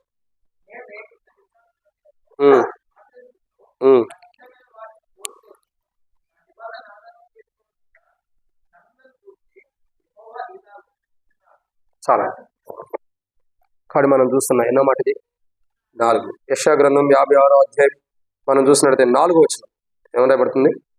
నేను నియమించిన విశ్రాంతి దినములను ఆచరించుచు నాకిష్టమైన వాటిని కోరుకొనుచు నా నిబంధనలు నా ఆధారము చేసుకొనుచున్న షండులను గురించి యెహోవా ఇలాగ సెలవిచ్చుచున్నాడు. ఒక అన్యుడి గురించి. కానీ షండు అంటే ఎవరు చెప్పండి? షండు అంటే ఎవరు చెప్పగలుగుతారా? నాకు తెలిసి టేబుల్ వర్తమానం అయ్యేంత వరకు మీ టైం ఇచ్చినా చెప్పలేదు. షండు అంటే ఎవరు? టీచర్స్ ఉంటారు కదా, చెప్పండి. ఇంకో టీచర్ లేనట్టు తెలుసా? ఇంగ్లీష్ అర్థానికి అర్థమడితే జీవితం, కానీ దీనికి ఏం తెలుసు కదా అంటారా? సరే, మీరు మీ స్కూల్లో టీచరే, ఇక్కడ నేను మీకు టీచర్. కాబట్టి ఈ టీచర్ చెప్పేదేనండి, ఏ సేవకుడైనా మీకు టీచరే. ఆధ్యాత్మికమైనటువంటి సత్యవేద గ్రంథ బైబిల్ పఠనములో మీరు స్టూడెంట్స్, నేను టీచర్ని. అంటే ఏ సేవకుడైన టీచరు. మీరు ఎంత ఎక్కువ వయసు ఉండాలి, మీ స్టూడెంట్సే. సత్యవేద గ్రంథ బైబిల్ పఠనములో ఆధ్యాత్మికమైనటువంటి ఈ యొక్క అనుభవంలో మీరు స్టూడెంట్స్, మేము టీచర్స్. టీచర్ చెప్పే మాట ఇప్పుడైనా. షండు అంటే ఎవరో తెలుసా? నపంసకుడు. ఎవరు? నపంసకుడు అంటే ఎవరు? షండు. షండు అంటే ఎవరు? నపంసకుడు. ఇక దానికే మెరుగు పెడతాం. షండు అంటే నపంసకుడు. నపంసకుడు అంటే ఎవరు అమ్మా? ఓకే, ఇంగ్లీష్ మాకు 4 తిరగదు. సరే, ఒక రకంగా చెప్పాలంటే అటు మగవారు కాదు, ఇటు ఆడవారు కాదు. కానీ మగవారే, అటు మగవారు కాదు, ఆడవారు కాదు. అంటే వారి జీవితాల్లో మగతనం యొక్క అనుభవాన్ని చంపేసుకుని ఆ అనుభవం లేనివారుగా పుట్టినప్పటికి, మగవారికి పుట్టినప్పటికీ స్త్రీ యొక్క అనుభవంలో జీవించేవారు. వాళ్ళు నపంసకులు. వాళ్ళు తక్కువ అంచనా వేయకూడదు. వాళ్ళలో సేనాధిపతులు ఉంటారు, వాళ్ళలో గొప్ప గొప్ప వాళ్ళు ఉంటారు, లేరా? ఇప్పుడు చూడండి, నయమాన్ ఎవరు? ఒక వ్యక్తి దగ్గర ఏం చేస్తున్నాడు? రాజు దగ్గర. సరే, నయమాన్ వద్దు, దానియేలు ఎవరు చెప్పగలుగుతారా? దానియేలు ఎవరు? బబులోను పట్టణంలోనే గొప్ప అధిపతి. మరి దానియేలు ఎవరు? దానియేలు ఎవరో తెలుసా? నపంసకుడు. చరిత్ర చెబుతుంది దానియేలు నపంసకుడు ఎలా అయ్యాడు తెలుసా? రాజు యొక్క కుటుంబంలో దానియేలు పుట్టాడు. పుట్టినప్పుడు రాజులు ఏం చేశారంటే వీళ్ళని బందీలుగా తీసుకెళ్ళినప్పుడు అక్కడున్న రాజ్యంలో రాణీలతో ఏదైనా అక్రమ సంబంధం పెట్టుకుంటారా, వనవులు ఏదైనా తప్పు చేస్తారని వాళ్ళని మనుషులే నపంసకులుగా చేశారు. అదే బైబిల్ ప్రకటన గ్రంథంలో ఉంది. కొందరు పుట్టుకతోనే నపంసకులు, కొందరు మనుషుల ద్వారా నపంసకులుగా చేపట్టారు, కొందరు తమను తామే దేవునికి నపంసకులుగా అప్పగించుకోబడ్డారు. 3 జాతుల వారు ఉంటారు నపంసకులు. ఒకరు పుట్టేటప్పుడే నపంసకులు, రెండో వారు మనుషుల ద్వారా చేపడుతున్నారు, మూడో వారు తమను తామే నపంసకులుగా దేవునికి అప్పగించుకుంటున్నారు. అంటే ఇక్కడ గమనించాల్సింది ఏంటి? దానియేలు 2వ కోణంలో ఉన్నాడు. మనుషుల ద్వారా నపంసకుడిగా చేపడ్డాడు. ఇక పెళ్లి చేసుకోవాలా, పిల్లలు కనాలా, ఈ కోరికలు ఆశ్రయం ఉండవు ఇక తనలో. ఆ నరాన్ని మెలిదిప్పేసినప్పుడే వాళ్ళు నపంసకులు ఉండిపోతారు. అట్లా నపంసకులుగా అన్యుడుగా ఉన్న వ్యక్తి క్రీస్తు యొక్క జీవాన్ని కలిగి, అంటే రక్షణ మార్మోస్ బాప్తిసం పొందిన తర్వాత క్రీస్తు యొక్క జీవాన్ని కలిగినటువంటి వ్యక్తి ఏం చేస్తున్నాడు? సజీవుడు గుండి క్రీస్తు యొక్క జీవం కలిగి ప్రభువుని హత్తుకున్నప్పుడు ఆ నపంసకుడైనా, అన్యుడైనా, ఆ రక్షించబడిన వాడైనా చేయవలసిన ప్రాముఖ్యత ఏంటంటే ప్రభువుని హత్తుకుని క్రీస్తు యొక్క జీవం కలిగి సజీవుడు ఉన్న వ్యక్తి చేయవలసిన 4వ కోణం ఏంటి? 4వ కోణం ఏంటి? ఆయనకి ఇష్టమైన వాటిని కోరుకోవాలి. ఏం చేయాలా? ఆయనకి ఇష్టమైన వాటిని కోరుకోవాలి. అంటే మనకి ఇష్టమైన వాటిని మనం కోరుకోకూడదు. దేవుని మందిరంలో మనం ప్రార్థన చేసేది ఏ రోజైనా ప్రభా నీకు ఇష్టమైన దాన్ని నాకు ఇవ్వని ఏ రోజైనా ప్రార్థన చేసావా? అలా ప్రార్థన చేసిన వారు చేయతండి. నీకు ఇష్టమైంది నాకు అన్నావు ఎప్పుడైనా? ఏక గుర్తుందా? అది కూడా గుర్తు పెట్టుకో, మళ్ళీ అన్నావు లేదు ఉందా? లేదు. నయో మొక్క కనపడింది. ఏ రోజు కూడా అంటే మనం ప్రభా నీకు ఇష్టమైంది నాకు ఇవ్వు ప్రభా ఏ రోజు మనం ప్రార్థన చేయలేదా? అయ్యో మనం ఎలా ఉన్నాం. యేసు ప్రభు ఏమంటాడు? గెత్సేమనే తోటలో యేసు ప్రభు ఏం ప్రార్థన చేశాడయ్యా? నా తండ్రి ఈ పాత్ర నీ చిత్తమైన నా ఎద్దు నుండి తొలగించు, అయినను నా ఇష్టం కాదు నీ చిత్తమే సిద్ధింపజేయను కాక, నీ చిత్తమే నెరవేర్చబడను కాక. అంటే నీ చిత్తం ఏముందో అదే నెరవేర్చుకో ప్రభా. ఏ రోజైనా మన జీవితాల్లో ప్రభా నీకు ఇష్టమైన వాటిని నాకు ఇవ్వు ప్రభా, నీకు ఇష్టమైన క్రైస్తవ జీవితం, నీకు ఇష్టమైన విశ్వాస జీవితం, నీకు ఇష్టమైన ప్రార్థన జీవితం, నీకు ఇష్టమైన మాదికర్మ జీవితం, నీకు ఇష్టమైన సాక్షాత్మైన జీవితం నాకు ఈ ప్రభా ఏ రోజైనా ప్రభుని అడిగామా? నా పిల్లల రక్షణ కావాలా, నా కుమార్తెలకు జాబులు, నా కుమారులకు జాబులు, నా పిల్లలకు వివాహాలు అవ్వాలి, నా పిల్లలకు గర్భఫలాలు కావాలి, నా పిల్లలకు మంచి పొజిషన్లు ఉండాలి. ఇది తప్పితే మన డప్పు కొట్టుకోవడం తప్పితే దేవుని డప్పు ఎప్పుడన్నా కొట్టాం మనం? ఎప్పుడన్నా ప్రభా నీకు ఇష్టమైంది ఇవ్వు ఏ రోజన్నా అన్నావా? నా పిల్లలకు మంచి భర్త రావాలి, నా యొక్క కుమార్తెకి మంచి భర్త రావాలి, నా కుమారుడికి మంచి కోడలు రావాలి, నేను ఎన్ని తిట్టినా పడాలి. అందరూ సుగుణ మొక్క లాంటి కోడలు ఎందుకు వస్తారు చెప్పండి? ఉంటారా? ఉండరు. కొంతమంది ఒక రూపంలో ఉంటారు, కొంతమంది ఉంటారు. కానీ అందరూ ఒకేలాగా ఎందుకుంటారు? అను కదక్క. చక్కగా నవ్వుకుంటారు చూడండి. వాడు మీకేం తెలుసు అన్న మా గురించి అంటారా? అది మాకు తెలియదు రేపు. కాబట్టి ఇక్కడ దేవుని యొక్క వాక్యం చూసినట్టే ఒక కోణంలో జాగ్రత్తగా అర్థం చేసుకోవాలి. మన జీవితాలు, మన యొక్క అనుభవాలు దేవునికి ఇష్టమని మనం అడగాలి. అది సజీవుడిగా ఉండి జీవం కలిగి ప్రభువుని అద్దుకున్న వారు చేయవలసిన 4వ కోణం ఏంటంటే దేవునికి ఇష్టమని అడగాలి. ఏది పడితే అది అడగకూడదు. ప్రభా నాకు ఇది కావాలి, అది కావాలంటే ఎన్ని రోజుల నుంచి అడుగుతా? గర్భఫలం కావాలి, ఎన్ని రోజుల నుంచి అడుగుతా? ఇల్లు కావాలి, ఎన్ని రోజుల నుంచి అడుగుతా? కారు కావాలి, ఎన్ని రోజుల నుంచి అడుగుతా? పిల్లలకు వివాహాలు కావాలి, ఎన్ని రోజుల నుంచి అడుగుతా? చదువుల్లో మంచి మార్కులతో రావాలి, పాస్ అవ్వాలి, ఎన్ని రోజులు అడుగుతా? అలా వాళ్ళు చదువుతారు, వాళ్ళ పిల్లలు పుడతారు, మళ్ళీ పెళ్ళిళ్ళు అయ్యి వాళ్ళ పిల్లల చదువుల కోసం కూడా ప్రార్థన చేస్తారు. అంటే ఇక మనం అడుగుతూ వెళ్ళటమేనా? నీకు ఇష్టమైంది ఏంటో నాకు తెలియపరచు ప్రభా, నేను చేయాలని ఏ రోజు అడగొద్దా? అలా అడగలేనప్పుడు, దేవునికి ఇష్టమైంది చేయనప్పుడు అయిష్టుడుగా ఉన్న మనం దేవుని రాజ్యంలోకి ఎలా వెళ్తాం? సంఘంగా ఎత్తబడి పరలోక రాజ్యంలోకి ఎలా చేరుతాం? గమనించండి ఇలారా, ఒక్క మాట అర్థం చేసుకో. ఆయనకి ఇష్టమైన వాటిని మనం కోరుకున్న వారి సజీవుల గుండి జీవం కలిగి ప్రభువును అద్దుకుని మనము ఆయనకి ఇష్టమైన వాటిని కోరుకుని ఆయనకి ఇష్టమైన వాటిని జరిగించినప్పుడే పరలోక రాజ్యానికి వెళ్తాం. చాలా మంది అంటారు ఇది దేవునికి సంబంధించింది కాదు, లోపల ఉన్న మనుషులకు సంబంధించింది. చాలా మంది అంటారు ఏమని తెలుసా? అయ్యా మీ నాయన చచ్చిపోబోతున్నాడు, మీ అమ్మ చచ్చిపోబోతుంది, చివరి రోజులు ఉంది, ఆమెకి ఇష్టమైంది ఏదైనా వంట ఉంటే ఆమెను అడిగి వండి పెట్టు, ఆమెకి ఇష్టమైంది ఏదైనా పని ఉంటే చేసి పెట్టంట. అంటే చనిపోబోతున్నారు కాబట్టి ఆమెకి ఇష్టమైనది ఏదో చేసి పెట్టు, సంతోషంగా ఆయనకి ఇష్టమైన పని చేసేవాడిని చచ్చిపోతాడు, ఇక అంతే. అదేగా చాలా మంది అనేది. ఆయనకి ఇష్టమైంది ఏంటో తెలుసుకుని చికెన్ మటన్ ఏదో ఒకటి పెట్టు, నువ్వు పెట్టే మటన్ కానీ గ్యాస్ స్టవ్లో వచ్చి 2 రోజులు ఉండాల్సి ఈ రోజే పోతాడు. అదే కదా మనం చేసే పని. అది కాదు, దేవునికి ఇష్టమైన పని మనం చేయాలి. అప్పుడు దేవునికి ఇష్టడుగా ఉంటాం. దేవునికి ఇష్టమైన పని మనం చేయకపోతే ఎన్నటికి కూడా దేవునికి ఇష్టలుగా ఉండలేదు. దేవునికి ఇష్టలు కాని వారు దేవుని రాజ్యం ఎలా ఉంటారు? దేవునికి ఇష్టలైన వారు. మనం దేవుని రాజ్యంలోకి వెళ్ళాలంటే దేవునికి ఇష్టలుగా ఉండాలి. బల్ల దగ్గరికి వస్తున్నాం, మనం ఇష్టపూర్వకంగా బల్ల దగ్గరికి వచ్చాం, కానీ ప్రభు మనల్ని ఇష్టపడుతున్న బల్లలో బాగుండడానికి వచ్చిన మనల్ని బలలో చేయవేసే మనల్ని ప్రభు ఇష్టపడుతున్నాడా? పలానా సహోదరి, పలానా సహోదరుడు, నా కుమార్తె, నా కుమారుడు నువ్వు బలలో చేయవేస్తే నాకు సంతోషం ఉంటుంది, ఈ బలలో నువ్వు పాల్గొంటుంటే, ఈ ప్రభు యొక్క దేహంలో నా కుమారుడైన యేసు ప్రభు యొక్క దేహంలో నువ్వు చేయవేస్తుంటే, యేసు యొక్క దేహంలో నువ్వు చేయవేస్తుంటే, రక్తంలో పానీయం చేస్తుంటే, తాగుతుంటే నాకు సంతోషం ఉంది. ఇదిగో నిన్ను బట్టి నువ్వు నాకు ఇష్టమైనదని కోరుకున్నావు కాబట్టి, నాకు ఇష్టమైన జీవితాన్ని వారమంతా నువ్వు జీవించి వచ్చావు కాబట్టి నువ్వు బలలో పాల్గొంటే నేను సంతోషిస్తున్నాను. దేవుడు మన నిమిత్తమై నువ్వైనా నేనైనా మన గురించి సాక్ష్యం ఇవ్వగలుగుతాడా దేవుడు? ఒక మాట గుర్తుంచుకో, దేవునికి ఇష్టమైన జీవితాన్ని వారమంతా జీవించావా? సరే, ఆయనకి ఇష్టమైన వాటిని కోరుకునే సంగతి తర్వాత, కనీసం ఆయనకి ఇష్టమైన జీవితాన్ని వారమంతా జీవించామా? ఆదివారం బల్లలో పాల్గొన్న తర్వాత నుండి తిరిగి ప్రభు బల్ల దగ్గరికి వచ్చేంత వరకు కూడా మనం ఎంతవరకు వారమంతా ఆయనకి ఇష్టమైన జీవితాన్ని జీవిస్తూ వస్తున్నాం? ఒకసారి నిన్ను నువ్వే నన్ను నేనే పరీక్షించుకోవాలి.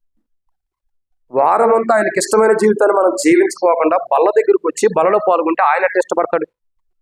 అందుకే అపోస్తలుడైన పౌలు కొరింథీయులకు రాసిన పత్రిక అపోస్తలుడైన పౌలు కొరింథీయులకు రాసిన మొదటి పత్రిక 11వ అధ్యాయం 23వ నుంచి 27వ వరకు రాయబడి వచ్చింది. ఎవరు అయోగ్యంగా ప్రభు యొక్క బలను తినుడు, ఎవరు వివేచముగా ప్రభు యొక్క బలను తినుడు త్రాగుడు, వాడు శిక్షా విధికే తింటున్నాడు. బలలో పాల్గొని ప్రభు యొక్క దేహం, ప్రభు యొక్క రక్తం, ప్రభు దేహం తినని, ప్రభు యొక్క రక్తం పానీయం చేయని, దేని కొరకు? తెలిసి మనం శిక్ష తెచ్చుకోవడానికేనంట. దేని కొరకండి? తెలిసి మనం తీర్పు తెచ్చుకోవడమే. అంటే మనం బలలో పాల్గొంటుంది ఎందుకొరకు? ప్రభా నీ బలలో పాల్గొంటున్నా, నన్ను నరకాన్ని తీసుకెళ్ళి ప్రభా అని. మరి అంతే కదా, అసలు బలలో పాల్గొనే దానికి ఆయన వస్తాడు, నన్ను పరలోక రాజ్యం తీసుకెళ్తాడు. ఆయన నా కొరకే కలువరిశిల్లో ఆయన దేహం దున్నబడింది, ఆయన రక్తం కాచబడింది, ఆ దేహం తిని ఆ రక్తంలో పాల్గొన్నప్పుడే ఆయన రాజ్యాన్ని నేను వెళ్తాను, రాబోతున్న ఒక రోజు తప్పిస్తాడు అనేగా మనం బలలో పాల్గొనేది. తెలిసి నరకానికి వెళ్తానికి ఎందుకు బలలో పాల్గొనాలా? ఎవరు నరకానికి వెళ్ళేవాడు? అయోగ్యముగా జీవించిన వాడు. నేను గత దినాలన్నీ నేను పట్టించుకోను. గత ఆదివారం బలలో పాల్గొన్నప్పటి నుంచి ఈ ఆదివారం బల దగ్గరికి వచ్చినంత వరకు ఎంతవరకు మనం యోగ్యమైన జీవితాన్ని జీవించామో, అయోగ్యమైన జీవితాన్ని జీవించాము. అసలు నేను నిన్ను ప్రశ్నించను, నువ్వు ప్రశ్నించుకో. బల్ల దగ్గర రావడం నువ్వు యోగ్యుడివో కాదు నిన్ను పరీక్షించుకో. అది ప్రభు వాక్య పురుగులు పరీక్షించు. నువ్వు ప్రభు బల దగ్గర రావడానికి యోగ్యురాలంటే నువ్వు యోగ్యమైన బలలో పాల్గొనడానికి నువ్వు అర్హుడు. ఒకవేళ యోగ్యమైన జీవితం వారం అంతా జీవించకపోతే ఏమాత్రం కూడా బలలో పాల్గొనడానికి యోగ్యులు కావు. నేను ఒక మాట చెప్తాను, త్వరగా ముగించేద్దాము, అయిపోయింది. అక్కడ కూడా భోజనం కూడా త్వరగా అయిపోతున్నాడు. ఒక్క మాట చెబుతా. మన మందిరంలోనే కల్షద ప్రార్థన మందిరంలో ఒక సహోదరుడు ఉన్నాడు. రక్షించబడ్డాడు, మారుమోసు పొందాడు, బాప్తిసం తీసుకున్నాడు, కానీ బలలో పాల్గొంటాడు. నేను అడుగుతూ వచ్చాను, నేను అడగల, ఆయనే చెప్పాడు. ఆయన నేను అడగలేదు, క్షమించండి, ఆయనే చెప్పాడు. ఒక సందర్భంలో నేను బయటకు వచ్చి, నేను సిస్టర్ పిల్లలు కలిసి బయటకు వస్తూ ఉంటే ఆయన బైక్ తీసుకుని వేరే అతను డ్రాప్ చేయడానికి వస్తున్నాడు. దేవుని మందిరం గురించి కొన్ని విషయాలు మాట్లాడుకున్న తర్వాత ఒక మాట చెప్పాడు రోడ్డు మీదే, బాగా గుర్తుంది. ఎక్కడ ఏమన్నాడు తెలుసా? అన్నా, నాకు కాదు, క్షమించండి, నాకు చెప్పట్లేదు, సిస్టర్ చెబుతున్నాడు. అక్క, నేను బల్లలో పాల్గొనాలని ఎన్నో రోజులు నాకు ఆశ ఉంది, చాలా ఆశ ఉంది బలలో పాల్గొనాలని. దేవుని మందిరంలో పనిచేస్తున్నా అన్నీ ఉన్నాయి, కానీ ఇప్పుడున్న స్థితిని బట్టి నేను బలలో పాల్గొనలేదు. ఎందుకు తెలుసా? ఆయన చెబుతున్నాడు, ఎందుకంటే ఇంకా నేను సరి చేసుకోవాల్సినవి చాలా ఉండే దేవుని దగ్గర. ప్రతిరోజు నేను వాక్యం వింటున్నా, సరి చేసుకుంటున్నా, ఇంకా నాలో కొన్ని ఉండే బలహీనతలు దేవుడు చూపిస్తున్నాడు. అవి కూడా సరి చేసుకునే బలలో పాల్గొనాలని నేను ఆగుతున్నానక. ఇప్పుడు దూరం ఉంటే దేవుడు కనికరించి దగ్గర తీసుకొస్తాడు. అసలు అయోగ్యంగా నాలో బలహీనతలు పెట్టుకుని పాల్గొంటే శిక్షా విధికే కదా. అంటే ఎవరు గొప్పవాళ్ళు చెప్పండి? బలహీనత నుండి అది సరి చేసుకోకుండా ఏదోలే వారం ఆదివారం బల దగ్గరికి వచ్చి తీర్మానం చేసుకుని బలలో పాల్గొని వారం అంతా పాపాలు చేసే మనం గొప్పవాళ్ళమా? ప్రభా బలలో పాల్గొంటే నేను యోగ్యుని కాదు, నాలో ఉన్న బలహీనతలు సరి చేయబడిన తర్వాత నేను బలలో పాల్గొంటాను అన్న కూడా గొప్పవాళ్ళ? నాకు తెలిసి మీ సంగతి ఏమో, నాకంటే ఆయన గొప్పడు. ఎవరు గొప్పడు? నాకంటే ఆయన గొప్పడు. నా బలహీనతలను సరి చేసుకున్న తర్వాత నేను బలలో పాల్గొంటానన్న వ్యక్తి గొప్పడు. అది ఒక రోజు బట్టి, అర రోజు బట్టి, తన బలహీనత 2 రోజులు సరి చేసుకోవడానికి ఎంతవరకు పట్టిందో ఆయనకు మాత్రమే తెలుసు. మీకు అర్థమవుతుందండి? ఇలా బల్లలో పాల్గొంటామంటే ఆశామాషి కాదు. ఆ వ్యక్తి ఎన్నో రోజులు బల్లకు దూరంగా ఉంటాడు, కానీ ఇప్పుడు అంటున్నాడు, నేను బల్లలో పాల్గొన్నానన్న ఆశ నాకు, అందరూ మందిరంలో పాల్గొంటారు, నేను కూడా పాల్గొన్నాను. కానీ నాకున్న కోరిక ఏంటంటే నాలో ఉన్న అయోగ్యమని ఇంకా నేను సరి చేసుకోవాలి. ఇప్పుడు చాలా సరి చేసుకుంటున్నా, ఇంకా సరి చేసుకోవాలి, అప్పుడే నేను బలలో పాల్గొంటాను. కొద్దిగా దూరంగా ఉన్న పర్లా, ఎందుకంటే సరి చేయడానికి దేవుడు ప్రార్థన చేద్దాం, సరి చేసుకుంటాడు, దేవుడు టైం ఇస్తున్నాడు. అసలు అయితే బలలో పాల్గొన్నాను, కానీ నాలో ఉన్న అయోగ్యతలో పోయిన తర్వాతే పాల్గొన్నాను అనుకుంటున్నాడు. మనమేమో సోమవారం నుండి శనివారం వరకు ఎన్నో తప్పులు చేసి మళ్ళీ బల దగ్గరికి వచ్చి వారం ముట్టికి చేత ప్రభావ, వచ్చే వారం నేను చేయను ప్రభావ, క్షమించని సరి చేసుకుంటాం. మళ్ళా వచ్చే వారం యథాస్థితి. అంటే అర్థం ఏంటి? వాత వేయబడిన మనసాక్షి మనలో ఉంది. ప్రతి వారం ఒప్పుకుంటాం, మళ్ళీ అయ్యే చేస్తాం, ప్రతి వారం ఒప్పుకుంటా అయ్యే చేస్తాం. అంటే వాత వేయబడిన మనసాక్షి. అలా ఉండవారు దేవుని రాజ్యానికి ఎప్పుడు వెళ్ళలేరు. వారు నేను జీవం కలిగిన వారు చెప్పుకోవడమే, కానీ వాళ్ళు జీవం ఉండదు. కాబట్టి సంఘం ఎత్తబడాలంటే, సంఘం ఎత్తబడేది ఎవరు? సజీవులే, కానీ జీవం కలిగిన వారు. సజీవులే, జీవం కలిగి ప్రభువును హద్దుకున్నటువంటి వారు ఎత్తబడుతున్నారు.